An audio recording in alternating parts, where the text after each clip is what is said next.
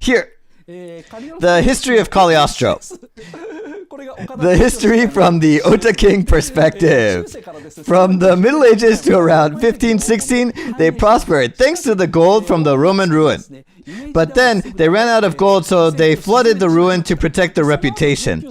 Then, until around the 19th century, they issued fake coins claiming they were made using alchemy.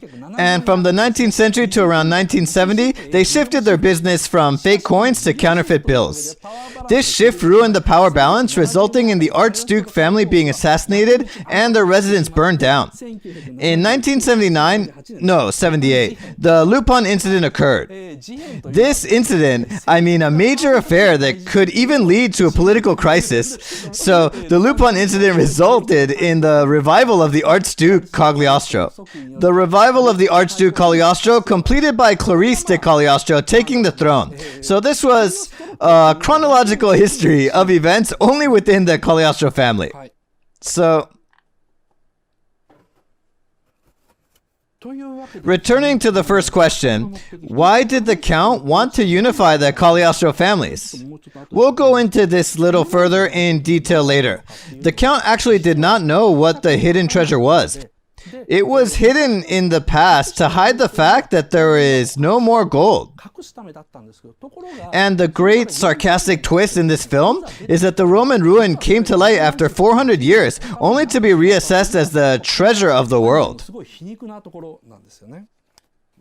And in summary, the Count destroyed the Archduke family that was already useless. Unfortunately, even though they're making a fortune out of the counterfeit bills, they say they were facing some printing problem. And besides that, the Grand Duchy of Cagliostro was facing the wind of change in international finance. Even when this film was made, electronic data had been introduced to the international financial market to overwhelm the paper money. The counterfeit business of the Cagliostro family itself became obsolete. Like the coin making by the Upper Cagliostro became obsolete, the fake bill business run by the Lower Cagliostro gradually went the same way. On top of that, they were having problems with their printers, and the subordinates under Judo, they're getting kind of old. So actually, the Grand Duchy of Cagliostro only has two useful properties left. One is their blood, the oldest noble lineage in Europe. This tells us why he had to marry her, the marriage to unite the Count and the Archduke. Marrying Clarice, making a lot of babies, and they marry the heirs of any royal family in England, France, Spain, and so on, to take the throne of the country in the future. That's their only hope. And the other one is the treasure hidden by the ancestors. The Count was trying to turn things around with that. So the Count thought he could revitalize the Grand Duchy of Cagliostro using the treasure hidden by the ancestors, and by marrying Clarice to utilize their oldest noble lineage in Europe for resuming political marriages with other European nobilities. Yes, like someone just commented, like what the House of Habsburg did. Like the House of Habsburg, but without money, less financial stability. And the last one, the feeling for Clarice, his love toward her. To be frank, I didn't get this. I saw every inch of every cut in this movie.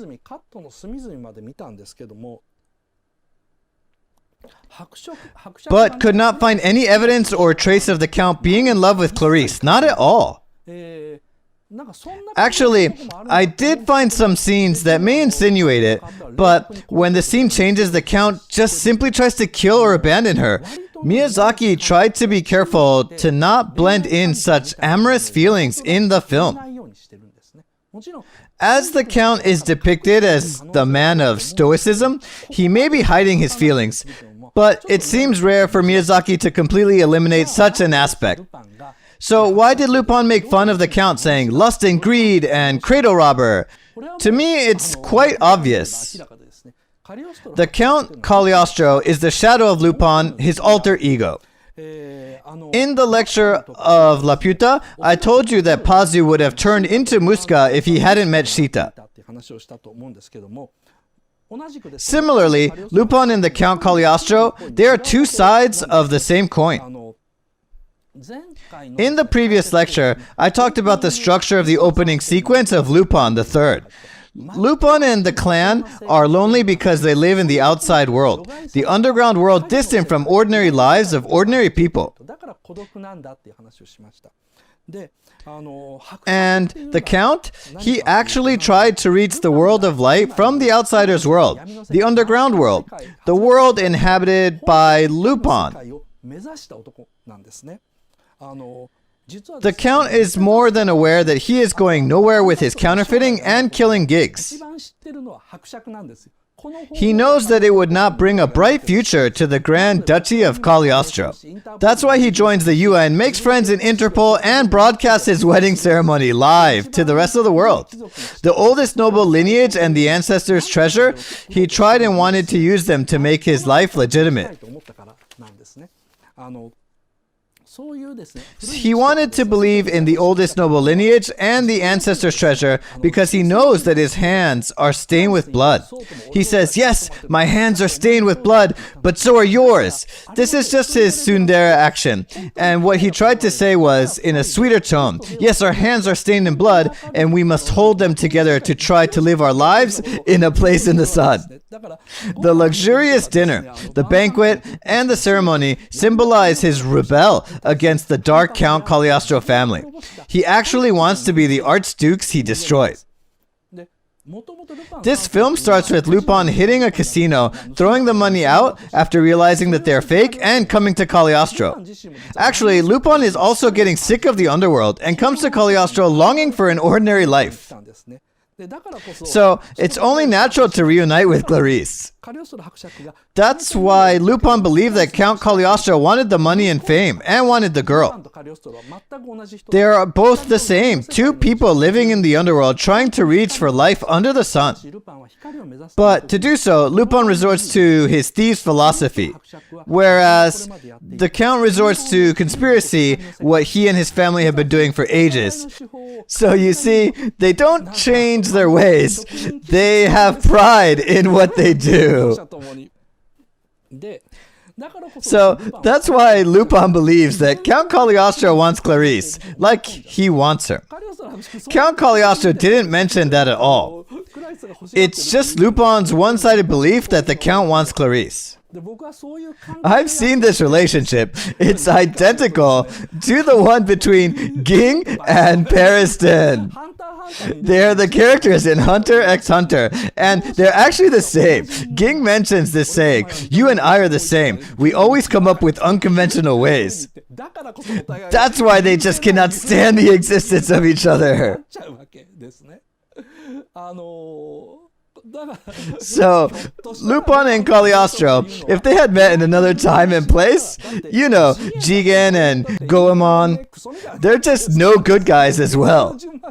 So, if they met in another time and place, he would have replaced them to be Lupin's sidekick, and the pair may hate each other as long as they live. It's a tragedy caused by the encounters of three people, Lupin, Clarice, and the Count, who were never supposed to meet. So in this story, Clarice was released, the Count died, and I personally believe that this Lupin incident was Lupin's last gig before he disappears from history. I'll get into this in the second half. Okay, in the second half, I'll be talking about the rumored director's cut of Cagliostro, the director's cut, and why Lupin didn't take Clarice with him. As well as the epic corny line, your heart, that makes me go, oh, come on, every time. What does it mean? This Castle of Cagliostro, some female pop stars back in the 80s, such as Tomomi Nishimura, I think, said they are a big fan of the movie, and further go on saying, I want to be in love with Clarice, and Lupin is the man of my dreams, yada yada yada.